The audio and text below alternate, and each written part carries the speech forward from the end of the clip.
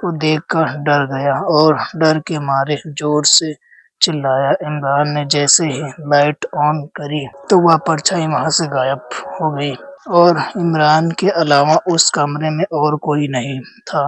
اگلے دن عمران اپنی جاب پر نکل گیا، اپنی ڈیلی کی کال کرتے ہوئے اچانک سے عمران کا موبائل فون بج اٹھا۔ بہت ہی ان یوزلی تھا کیونکہ اپنا کام کرتے سمے عمران ہمیشہ آفس کا فون یوز کرتا تھا اور اپنا پرسنل فون ہمیشہ آف کرتا۔ عمران نے اپنا فون اٹھایا اور جیسے ہی ہیلو کہا اسے گہری سانس لینے کی آواز آنے لگی اور دھیرے دھیرے وہ آوازیں تیز ہونے لگی۔ عمران کو بہت عجیب لگا اور اس نے فون کاٹ دیا۔ جب اس نے انکمنگ کال کا نمبر چیک کیا تو عمران کے ہوش اڑ گئے۔ وہ کال نہیں اور سے نہیں بلکہ عمران کے دلی والے گھر سے آ رہی تھی اور عمران جانتا تھا کہ اس کے گھر پر اور کوئی نہیں ہے۔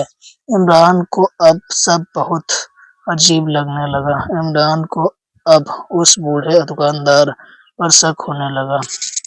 وہ آفس سے سیدھے نکل کر ترنت اس پرانی دکان پر چلا گیا جہاں سے اس نے واس خریدا تھا اور وہ غصے سے اس دکاندار سے کہنے لگا، یہ کیا عجیب سی چیز دے دی تم نے، گرنے پر ٹوٹ گئی اور اوپر سے سب کچھ۔ اس کی بات کو اس دکاندار نے بیچ میں ہی کاٹ دیا۔ یہ جان کر کہ وہ واس ٹوٹ گیا ہے اس دکاندار کا پورا چہرہ سفید پڑ گیا اور اس نے عمران کو اس کی دکان سے فوراً نکل جانے کو کہا۔ وہ عمران کو دھکے مار کر شاپ سے نکالنے لگا اور بار بار وہ بوڑھا دکاندار صرف ایک ہی چیز دہرا رہا تھا، یہاں سے چلے جاؤ ورنہ وہ آ جائے گا، وہ باہر نہیں آنا چاہیے، چلے جاؤ یہاں سے، چلے جاؤ۔ عمران کو اب بہت ڈر لگنے لگا تھا۔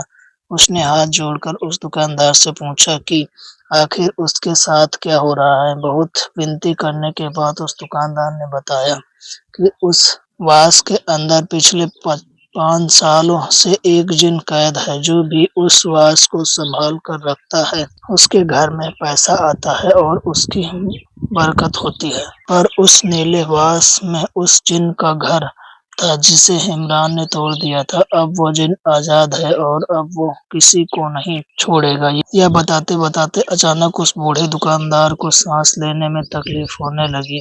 ایسا لگنے لگا تھا کہ جیسے کوئی اس کا گلا دبا رہا ہو۔ اس کے گلے پر عمران کو کالے نشان تو دکھ رہے تھے۔ تبھی عمران کی نظر دکاندار میں رکھے ایک شیشے پر گئی اور اس کے اندر جو عمران کو دکھا اسے دیکھ کر اس کا دل دہل گیا۔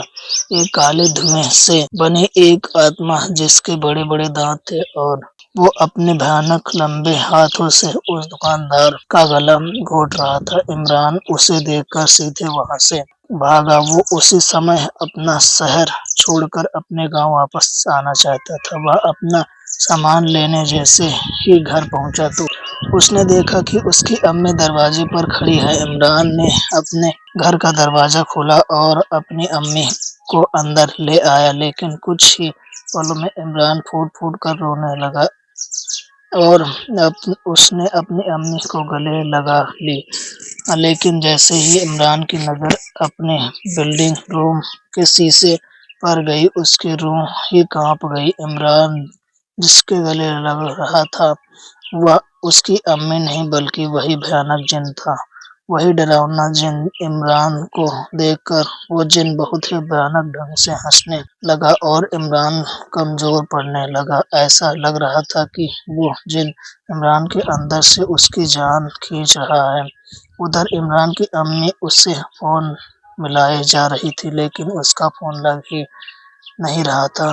جب 2 دن تک عمران کی کوئی خبر نہیں آئی تو اس کی امی نے عمران کو بڑے بھائی کو اسے دیکھنے کے لیے دلی بھیجا۔ جب اس کا بھائی وہاں پہنچا تو اس کے رونگٹے کھڑے ہو گئے۔